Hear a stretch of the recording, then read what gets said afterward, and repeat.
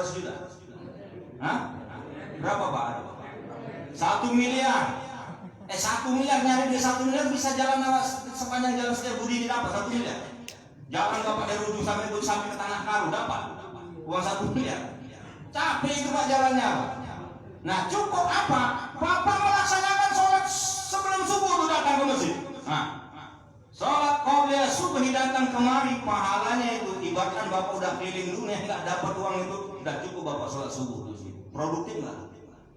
Tapi banyak orang yang nggak melaksanakan itu gitu. Ya? Karena banyak orang tidak melaksanakan itu, nggak sadar itu. Kalau mau kita hitung-hitung kenikmatan Allah Subhanahu wa Ta'ala, ibadah yang kita lakukan selama ini belum tentu bisa dapatkan surga Allah yang unlimited itu. Gitu loh. Jadi walaupun sedikit, tapi ganjarannya Allah kasih besar. Maka usia kita nggak panjang, tapi yang penting produktif kita. Ini udah usianya nggak panjang, metiko pula, preman pula, nggak pernah ke masjid. Ya Allah ya Rabbi. Ada orang kayak gitu? Wah, Mas mana kan? Ah gitu. Oh ada juga rupanya. Ada juga itu. Ya kan?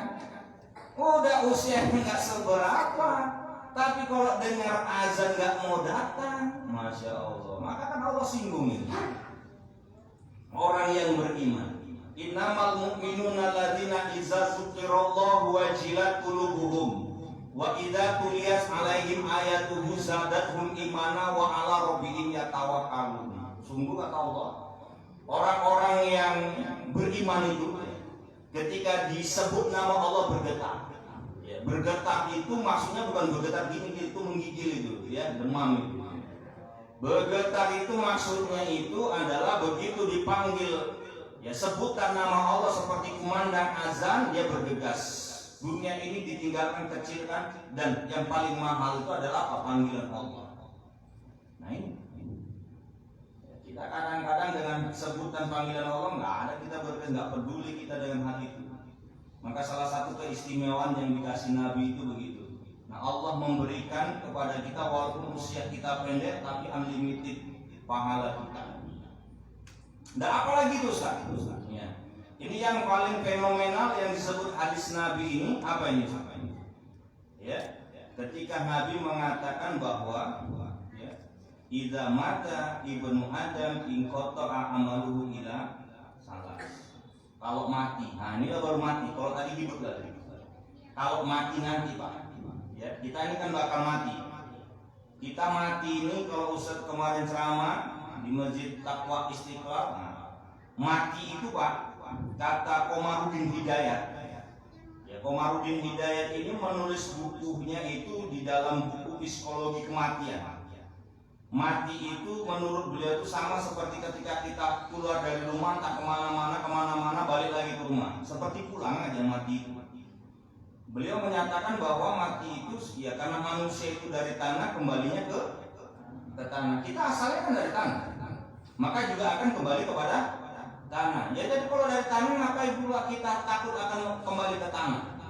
Kenapa kita takut mati? Misalnya, karena memang ada sesuatu yang masih kita gantungkan di dunia ini. Dan begitu ya. Jadi Pak, kalau bapak-bapak dulu pernah sekolah, ini bapak-bapak pernah sekolah dulu. Kan bapak-bapak kan mantan murid nih kan. Waktu pas sekolah dulu pulang jam 1 atau jam 12. Biasa gitu, biasalah kalau pulang jam 1. Tiba-tiba guru mengumumkan, anak-anak kita pulang jam 9 pagi gitu. Kira-kira bapak-bapak sedih atau nangis kira-kira atau gembira? Hah? Bersorak, senang ya? Nah kata-kata Komarudin Hidayat itu juga seperti itu. Seharusnya orang yang mati itu bergembira kayak anak pulang sekolah itu, cepat dia. Lah orang mau pulang kok ya? Kok mau pulang kok nangis? Ada orang mau pulang cepat nangis Pak? Waktu pulang sekolah dulu? Nggak ada. Seharusnya orang mau mati itu kata Komarudin Hidayat seperti itulah secara psikologisnya. Orang mau pulang kok kita takut, orang mau pulang kok kita sedih, orang mau pulang kok kita nangis. Kan begitu? Ya pulang tuh gembira lah, jangan nangis. Cuman kalau seandainya nanti bapak-bapaknya habis nih mau pulang, ini kan kita pulang nih ke rumah kan. Begitu bapak pulang, dikabari anak dari rumah atau dikabari siapa lah di rumah, Pak, Assalamualaikum, Waalaikumsalam. Ini Pak ada orang dua datang tegap-tegap, katanya dari dealer, katanya dari kolektor. Bapak katanya belum bayar 2 bulan. Bapak-bapak habis ini langsung pulang atau kemana dulu? Hah? Mau pergi dulu kan? Nggak langsung pulang, saya yakin dan percaya Bapak nggak langsung pulang. Karena kenapa? Karena ada 2 orang nunggu dari kolektor. Baru udah pulang, baru pulang lagi. Kan gitu ya. Tapi kalau seandainya Pak, ini mohon maaf, seandainya nanti Bapak walaupun ada di telepon, Pak ini ada dari kolektor 2 bulan nggak bayar, Bapak di dompet Bapak sudah ada uang mau bayar, Bapak takut lagi mau pulang? Enggak. Kita pun nanti mati juga jumpa Pak sama 2 debt kolektor di alam kubur sana. Siapa debt kolektor yang gue? Ya kan ada juga kan? Apa pertanyaannya? Marah buka? Kalau di sini, berapa bulan kamu enggak? Karena dompet itu kan tanya juga, tukang tagih. Jadi di dunia ada debt kolektor, di akhirat pun di alam barzah pun ada debt kolektor. Jadi Bapak Ibu itu apa masalahnya? Yang penting kita persiapkan di sini, gitu loh. Supaya apa nggak takut. Kita kadang-kadang kenapa kita takut pulang karena ada masalah di rumah. Kenapa kok nggak pulang? Cok, iya bini bos merepet aja, gaji kurang katanya. Nggak jadi pulang apa-apa kan? Nunggu dia tidur dulu. Hah? Rupanya nggak tidur nunggu suami, akhirnya nggak pulang juga. Kan gitu dia. Jadi Bapak Ibu yang dimuliakan oleh Allah, begitulah menghadapi psikologi kematian begitu. Ya kita bakal akan nyusul kok. Kita nyusul Pak Arif, dia juga nyusul nanti Pak Sahnan. Nggak jauh beda. Ya tinggal tunggu time-nya saja. Tinggal tunggu waktunya saja kapan akan Allah panggil kita ini. Maka Bapak-bapak persiapkanlah.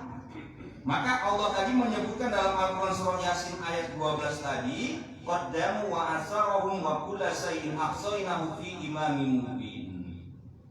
Allah nanti akan memberikan catatan sama kita, catatan di sebelah kanan, ada catatan di sebelah kiri. Kalau orang menafsirkan itu amal baik dan amal buruk, kan gitu saja nih. Jadi bapak-bapak yang dimuliakan di dalam rahmat Allah Subhanahu wa taala ada 3. Ini ibadah abadi. Apa namanya? Ibadah abadi. Yang pertama adalah sedekahun jariyah. Sedekah itu ibadah abadi. Yang kedua ilmu yang bermanfaat. Yang ketiga doa anak yang saleh. Ini Pak, 3 ini amal ibadah abadi tanpa putus. Ini pakai kuota unlimited. Bapak-bapak kalau pakai kuota unlimited suka-suka nggak pakainya? Suka-suka lah orang unlimited kok ya kan, mau pakai YouTube kan, mau pakai video, mau ngirim apa, orang unlimited kok. Wajar kalau ini akan mendapatkan surga yang unlimited. Kalau gitu ya, sedekah jariyah itu luar biasa. Maka saya sampaikan kadang-kadang Bapak Ibu yang dimuliakan oleh Allah, ini yang sangat luar biasa sedekah. Ya, nggak main-main ini sedekah. Nabi sebelum wafat, ya dipanggillah istrinya. Istri Nabi yang sudah wafat dulu kan Khadijah. Yang waktu dia mendampingi dia wafat siapa? Aisyah. Dipanggil istrinya, Aisyah, sini istriku. Ada apa ya Rasulullah suamiku? Coba kau tolong cekkan dulu di rumah mati, ada nggak lagi makanan, persediaan makanan. Kalau ada tolong infakkan, sedekahkan makanan itu. Itu kalau di bawah bantalku masih ada nggak dirham? Kalau kita duit lah istilahnya, ya. Kalau diperiksa sama Aisyah, ya Rasulullah, ngaporlah dia. Jangankan makanan ya Rasulullah, sebiji kurma pun udah nggak ada Rasulullah. Sebiji kurma udah nggak ada lagi. Jangankan dirham ya Rasulullah, ini tinggal pakaiannya udah sobek-sobek Pak, tinggal dijahit-jahit sama Aisyah. Tinggal ini udah banyak jahitan, tinggal itu. Di antara sunnah yang paling lainnya itu Pak, sunnah ini yang paling terberat. Nabi Muhammad itu sebelum wafat sudah menolakkan hartanya. Apa namanya? Menolakkan hartanya, dinolakkan dulu hartanya. Kita kadang-kadang belum jumpa Pak, saya belum jumpa ada orang mau wafat, mau mati, nol hartanya. Hah? Termasuk saya. Kan berat itu. Ini susah, Pak. Ini sangat susah, Pak. Ya. Saya pernah dikasih baju sama jamaah di daerah jalan Krakatau, mama-mama. Suaminya dulu pejabat. Ya, suaminya dulu pejabat. Bajunya kan bagus-bagus, Pak. Dikasihlah salah satu baju yang bagus, Ustaz. Ini Pak Ustaz, baju peninggalan suami saya, Pak Ustaz, pakai Pak Ustaz ya. Ustaz pun bawa pulang, nanti nggak dibawa kesinggung, dibawa pakainya belum dinding-dinding juga, kan? Baju orang nggak mati, Pak. Ini kan begitu dipakai bajuku kemarin kan, serap saya. Ya, ada orang yang ngasih baju juga Ustaz, ya kan? Tapi masih hidup ya bapak-bapak. Begitu dikasih baju, seminggu kemudian mati bapak itu, ya kan? Seminggu kemudian mati. Secara psikologi saya lebih enak pakai orang yang bajunya masih hidup walaupun seminggunya mati. Barangkali bapak-bapak pilih yang mana? Dikasih baju yang orang yang sudah mati atau dikasih baju yang masih hidup walaupun besoknya sudah mati? Lebih enak mana? Yang masih hidup lah. Kan gitu deh. Kita aja suka yang seperti itu. Kita aja suka seperti itu, apalagi Allah. Kan gitu kan? Apalagi Allah. Ya. Maka kita yang masih hidup nih, jangan pula kita sungkan-sungkan lagi bersedekah kita ini. Kan gitu dia. Jangan kita pelit lagi dengan harta kita ini. Ya, karena harta kita ini bakal akan kita tinggalkan. Kan gitu Pak Ustaz. Caranya tahu kayak mana supaya kita mau mati ini besok Ustaz siap-siap mau mensedekahkan harta kita ini kayak mana Pak Ustaz? Maka baca bukunya Imam Al-Ghazali. Itu Ihya Ulumuddin. Ya, di bab kematian. Ya. Jadi Bapak-bapak di bukunya Imam Al-Ghazali ini sejarah ini Imam Al-Ghazali ini ya, saking dia sebagai orang yang dekat dengan Allah, istilahnya wali Allah gitu kita katakan. Ya, dia sudah mempersiapkan kematiannya, kafannya itu sudah dipakainya, Pak. Jadi dia sudah mandi, membersihkan diri, sudah bersih lah dia. Ya, dia 3 hari sudah mengosongkan dirinya, puasa 3 hari 3 malam udah puasa kosong deh. Udah bersih lah dia itu, udah membersihkan diri, bersihkan raganya, udah perutnya udah nggak ada lagi makanan, udah tinggal nutupin aja Pak, tinggal nutup mengikatkan kainnya saja. Siapa yang disuruh muridnya? Karena dia tahu kapan mati. Jadi dalam buku Ihya Ulumuddin ini pun sudah disebarkan juga dulu di WA orang lah. Salah satunya itu ketika 100 hari sebelum kematian. 100 hari sebelum kematian itu semua ada tandanya Pak. Wa min ayatihi. Semua Allah kasih tanda orang sebelum kita ada peristiwa besar itu biasanya pasti Allah kasih tanda. Tsunami dulu di Aceh itu sebelum ada peristiwa tsunami itu pasti sudah ada tanda. Burung itu dari laut itu terbang, kan nampak. Nanti kalau ada banjir itu semut kan naik kan Pak. Kan bisa itu tanda itu. Nah kita pun kalau lapar tandanya apa Pak? Nah perut Bu, semua ada tanda. Orang mau aja ada tanda kok ya kan? Betul kan Pak? Sudah ada tandanya. Bahkan mati pun itu sudah ada sinyalnya Pak. Nah, kalau menurut nggak tahu lah, kalau menurut ilmu kedokteran saya nggak tahu juga. Orang yang mau stroke itu katanya itu sudah ada tandanya. Ya kan? Tandanya tanya sama dokter Ustaz nggak tahu, katanya begitu. Ya, kalau udah agak kebas-kebas sudah mulai lah itu katanya. Nah, macam-macam lah tandanya. Begitu juga lah dengan kematian ini, kata Imam Al-Ghazali itu 100 hari sebelum kematian itu ya, dia merasakan menggigil yang belum pernah dirasakan menggigilnya itu sampai ke tulang. Ustaz pernah juga menggigil waktu asam lambung. Wah ini udah mau mati betul lah kata Imam Ghazali, udah sampai ke tulang. Udah siap rupanya nggak jadi mati orang. Iya kalau udah di rumah sakit 2 kali kok udah cerita itu sama Bang Surya. Ya kan? Nggak juga jadi mati. Itu kata Imam Ghazali. Nah 40 hari sebelum kematian, apa yang terjadi itu ini dahi itu berdenyut. Ini denyutnya lain. Biasa kalau berdenyut mau pusing lain, tapi denyutnya itu khas berbeda dengan denyut seperti biasanya itu dahi. Ya ini dahi Pak, yang dahi berdenyut. Kemudian barulah masuk ke 7 hari. Masuk ke 7 hari itu nanti kita diberikan oleh Allah Subhanahu wa Ta'ala tanda itu tiba-tiba kita itu sakit dan kemudian tiba-tiba kita kepingin sesuatu yang aneh-aneh. Nah, kalau bahasa orang Jawa katanya mintoni, buang tabiat. Pernah dengar itu Pak? Biasa Bapak nggak pernah makan bakso goreng, tiba-tiba kepingin bakso goreng, ya kan? Tiba-tiba pingin bakso goreng, nggak pernah, nggak lazim ini. Tiba-tiba makan, oh pantas lah waktu sebelum meninggal itu, waktu itu makan bakso, padahal nggak pernah makan bakso goreng, dikasih tanda oleh Allah. Kan itu dia. Jadi nanti begitu kita sudah seperti itu Pak, siapkanlah 3 hari sebelum kematian kita puasa, itu kata Imam Ghazali begitu. Ya, tapi juga Pak, Nabi juga menginformasikan, ya, dalam sebuah hadis kursinya, anak salat tamut hatta tastakmila rizqah. Allah itu tidak akan mencabut nyawa seseorang sebelum rezekinya habis. Sampai situ informasinya. Lantas, menurut keterangan hadis kursi juga, Nabi mengingatkan, ketika nanti kita menjelang azab kita ini, pandangan kita, saya kan pakai kaca minus nih Pak. Kalau bapak-bapak wajah bapak-bapak nggak nampak nih, apa namanya, pecah-pecah gitu. Tapi kalau pakai ini nampak gantengnya, cantiknya, kenapa? Tapi nanti begitu kita menjelang ajalnya itu, ini pandangan kita ini jelas. Walaupun pakai min, pakai plus kacamata kita ini tembok bahkan tembus. Nengok anak di serotan, oh nampak. Ya, nengok anak di Brastagi nampak, nengok anak di Amerika nampak, surga pun dan nampak. Ini tembus Pak, dan kita nggak bisa ngomong, itu nggak bisa kita ucapkan, cuma kita yang merasakan. Itu kata Nabi dalam sebuah hadisnya begitu. Maka dulu orang-orang tua kita, kenapa mereka mengumpulkan anaknya, dikumpulkan anaknya itu, nah bapak mau mati, mau mati, gimana bapak ini sehat-sehat gitu ya, bagi warisan lah di situ. Jadi nanti Pak kalau waktu pas sakit nengok tembok tembus, ngumpul-ngumpul.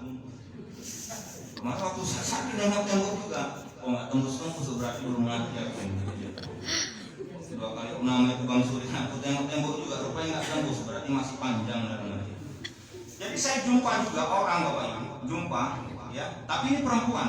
Nah perempuan, ketika saya ada orderan madu di Pakam, ini bukan promosi Pak ya, bukan promosi. Orderan madu, ya usaha madu dari orang rumah. Kemudian saya ngantarlah ke Pakam, jumpa dengan ibu-ibu yang agak tua. Cerita dia rupanya kerjanya Pak, mohon maaf, juali. Kalau bahasa kami kelaras itu apa? Kelaras Pak Muni. Daun kelapa yang itu tiap hari kerjaan. Jadi sampai hebatnya dia itu Pak, di Sungai Ular. Tahu Sungai Ular? Sungai Ular itu dulu kan banyak buayanya. Ya, jadi dia buang air kecil, dikira itu batang apa namanya? Batang katanya. Didudukilah buaya itu. Sampai selesai buang air besar. Walau pelan-pelan kok tenggelam. Tengoknya udah bergerigi Pak. Nah, dia bercerita dengan saya, ibunya ini. Jadi bilang sama saya, dan menceritakan tentang ya sepertinya kewalian lah, kesolehan ibunya ini. Begitu dia menjelang akhir hayatnya, apa yang disampaikan dengan anaknya ini, kesaksian beliau, bahwa emak saya Pak Ustaz sebelum meninggalkan dunia ini dia sudah tahu. Ya, dia bilang sama saya, nak katanya, mama akan mati. Ya, hari Jumat katanya. Loh kok hari Jumat mati ya, kata Ustaz, hari Jumat itu lepas siksa kubur katanya begitu. Lantas jam berapa mau mati, dilayani pula sama anaknya. Ya, dikira kan main-main. Jam berapa pula mau mati katanya. Oh, matinya mama malam aja, jangan malam mak katanya.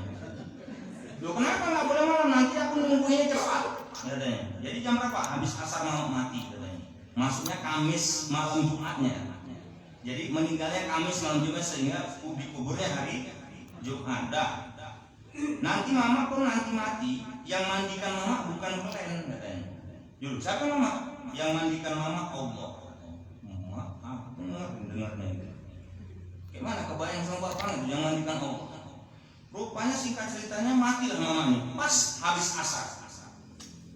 Kemudian apa besoknya waktu dimandikan Pak, waktu dimandikan dia ini, ibu ini dimandikan. Begitu pas mau dimandikan hujan selebat-lebatnya. Berarti betul apa yang disampaikannya, yang ngasih mandi apa? Allah.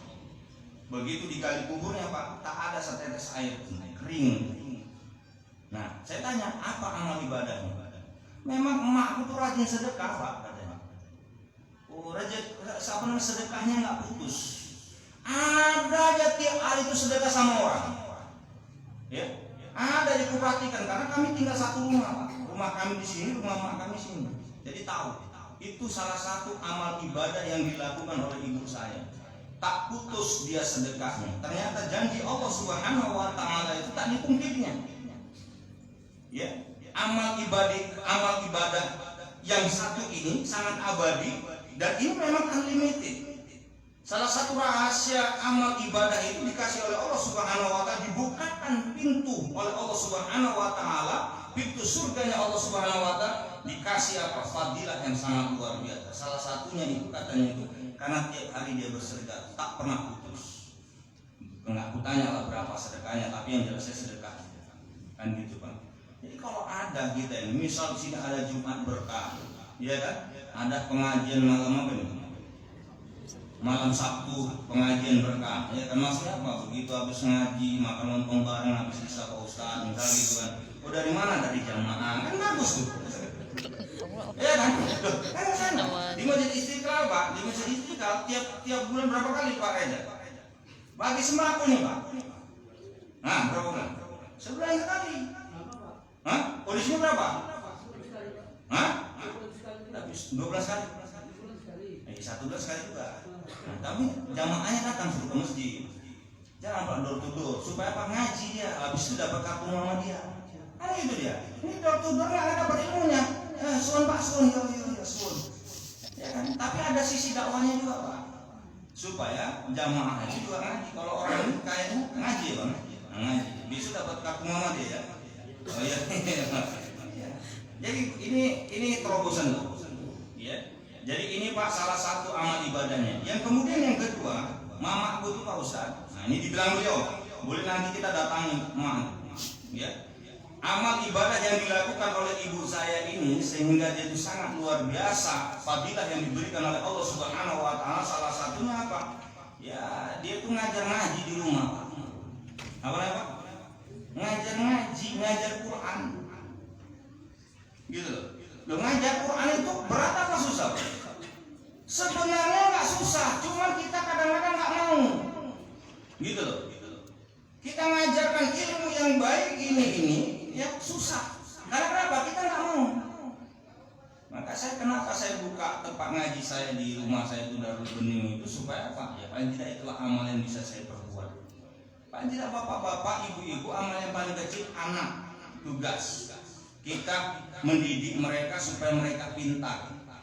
Menjadi apa? Menjadi orang yang mengerti membaca Quran.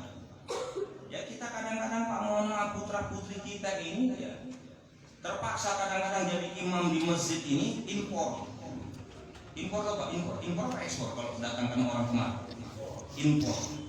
Nah, untung aja adik kita ini nggak impor. Impor juga nggak ini? Hah? Impor juga dari Karo nih. Kok dari Karo ya?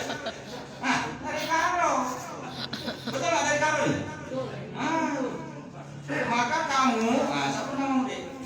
Yuda, wajar yang anak sini baca Quran supaya pintar kayak kau tadi. Baca Quran. Karena supaya kita nggak impor lagi Pak. Kan gitu ya. Nah, bukan berarti kami benci sama kau enggak. Akan kami nanya kalau kau pintar tinggal mengajar yang mana di sini kan gitu ya. Jadi kelemahan kita kadang-kadang begitu Pak. Tak mengajarkan ilmu yang kita miliki itu pada orang lain. Ya tak mesti harus ilmu agama Pak.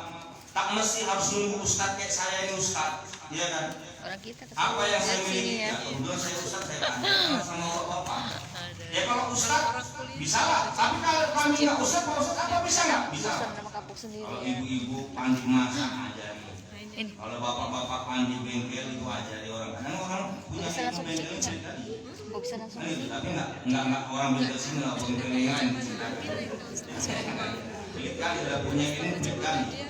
Buat ngeracik kopi pun nggak diajari. Ya kan kopi itu kan nggak asal buat, tapi kalau seandainya dapat ilmunya nanti nggak laris pula kopi itu macam-macam. Kan ilmu sebenarnya. Apapun bentuknya, macam Pak Haji Munir ini kan bagus. Dulu saya sering ke rumah beliau diajari cara masak. Walaupun saya nggak hobi masak, tapi tertarik juga. Nah, Pak Munir ini seorang koki bintang 5 aja. Ya kan, bagaimana orang-orang bisa ya, dapat ilmunya. Macam-macam supaya bisa bermanfaat untuk kita di dunia ini sehingga pahala kita ini unlimited. Ya, begitu kita masuk surganya Allah yang bernikmatan yang sangat luar biasa juga unlimited. Baru berikutnya adalah doa anak yang soleh. Ya, doa anak yang soleh inilah Bapak Ibu yang dimuliakan oleh Allah Subhanahu Wa Taala. Pernah Ustaz sampaikan dalam sebuah pengajian juga di sini. Ini merupakan bonus bagi kita. Ya, kenapa saya katakan ini bonus? Karena belum tentu anak itu bisa mendoakan orang tuanya. Dia sendiri mendoakan dirinya sendiri pun belum tentu bisa. Apalagi mendoakan orang tuanya. Kita banyak anak itu yang lupa. Maka Allah pun menyebutkan dalam Al-Quran itu innama amwalukum wa auladukum fitnah. Sungguh harta dan anakmu itu ujian. Kita banyak anak, kita punya anak, belum tentu anak itu bisa mendoakan kita. Mendoakan